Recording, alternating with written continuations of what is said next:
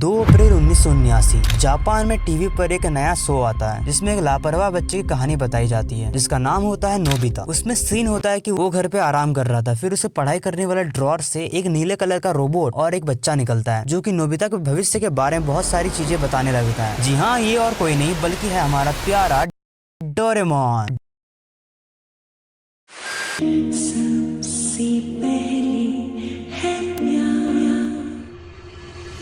Doraemon एक ऐसा cartoon या कहे एक ऐसा इमोशन जिसको हर बच्चा अपना दोस्त बनाना चाहता था। हालांकि था ये कार्टून, पर बच्चों के दिलों में ये इस तरह बैठ चुका था कि इसे सब कोई पाना चाहता था। 2010 और 2012 के बीच का ये टाइमलाइन जो है ना, इसमें जन्मे हर एक बच्चे को डोरेमोन का इम्पोर्टेंस पता होगा अपने बचपन में। डोरेमोन एक तरह से इस टाइमलाइन पर रूल करता था। स्कूल जाने से पहले डोरेमोन, स्कूल आने के बाद डोरेमोन, सोने से पहले डोरेमोन, सोने के उठने के बाद डोरेमोन। मेरा पूरा बचपन डोरेमोन पर बीता है, इसलिए शायद मेरे अंदर बहुत सारी अच्छी क्वालिटीज हैं जो कि आज के जेनजी बच्चों में नहीं होती। मेरे हिसाब से अगर किसी बच्चे का बचपन डोरेमोन पर बीता है तो उसको वो सारी बुनियादी नॉलेज मिल जाएंगी जो कि उसे आगे चलकर एक अच्छा इंसान बनाने में मदद करेगी। क्योंकि डोरेमोन कार्टून होने के साथ साथ एक पॉजिटिव इन्वायरमेंट भी है जो कि सिखाता है इमोशन क्या होता है, दोस्ती और रिश्तों का इम्पोर्टेंस बताता है। और मेरी माने तो एडवेंचर का दूसरा नाम है डोरेमोन। अगर किसी बच्चे को एडवेंचर से रिलेटेड मूवीज देखना पसंद है तो वो डोरेमोन का हर मूवी देख सकता है, क्योंकि हर चीज भी एक नया एडवेंचर, नया स्टोरी और नया एनर्जी। डोरेमोन में तो ऐसे इमोशन डिलीवर कर दिए जाते हैं जो कि आज के हाई बजटेड मूवीज भी नहीं कर पाती है। शायद इसलिए डोरेमोन 90 से अब तक चली आ रही है। और जब भी हम डोरेमोन की किसी मूवी को देखते हैं तब हम लोग को एक अलग सा सुकून मिलता है, एक चाइल्डहुड शांति। इसलिए मैं आज को आप लोग को बताऊंगा डोरेमोन के 5 सबसे बेस्ट मूवीज जो कि आप लोग को जरूर देखना चाहिए। अगर आप लोगों ने ये मूवीज नहीं देखी तो शायद आप लोग बहुत ही बड़ी चीज मिस कर रहे हैं। और मैं पहले ही बता दूं कि ये लिस्ट मेरे ओपिनियन में बना है, यानी कि मुझे जो 5 मूवीज डोरेमोन की सारी मूवीज में सबसे ज्यादा अच्छा लगा है वही मैंने इस लिस्ट में रखा है। और तो नंबर 5 पर मैंने रखा है डोरेमोन की सबसे पुरानी और सबसे पहली मूवी डोरेमोन नोबितास डायनासोर, जो कि आई थी 1980 को, यानी कि टीवी पर एपिसोड के 1 साल बाद। इस मूवी की स्टोरी इतनी अच्छी थी कि इसकी फिर से एक रीमेक बनी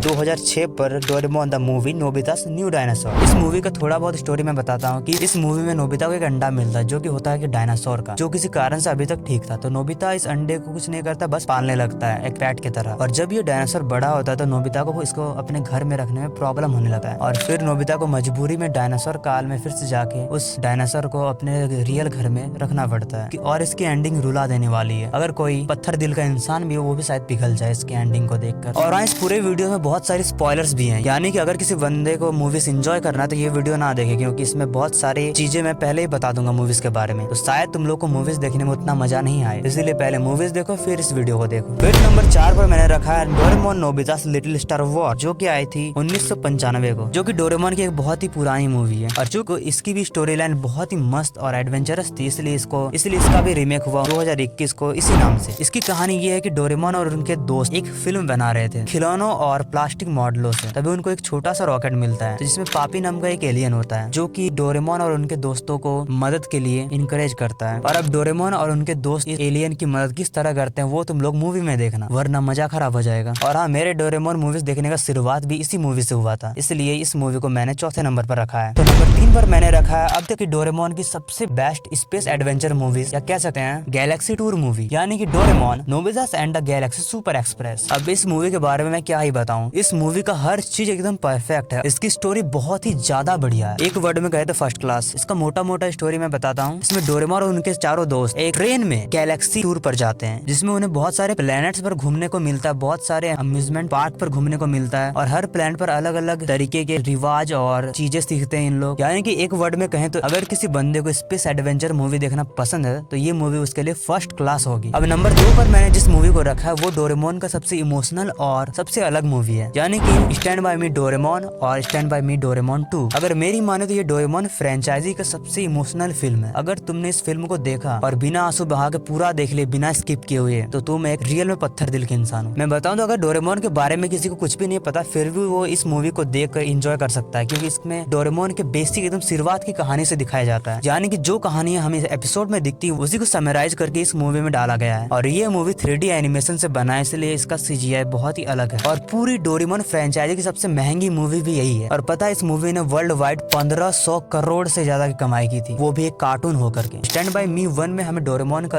बेसिक कहानी बताया जाता है कि डोरेमोन किस तरह से नोबिता से मिला और एक फ्यूचर से आया हुआ रोबोट किस तरह नोबिता के जिंदगी से जुड़ा। और स्टैंड बाय मी 2 में ज्यादातर नोबिता के बड़े होने के बाद का स्टोरी बताया दिखाया जाता है और ये दोनों ही मूवी मस्ट टू वॉच है, आप लोग को इसे जरूर देखना चाहिए। तो नंबर 1 पर आता है मेरे हिसाब से डोरेमोन फ्रेंचाइजी का सबसे बेस्ट मूवी। इसकी स्टोरी लाइन, विजुअल्स,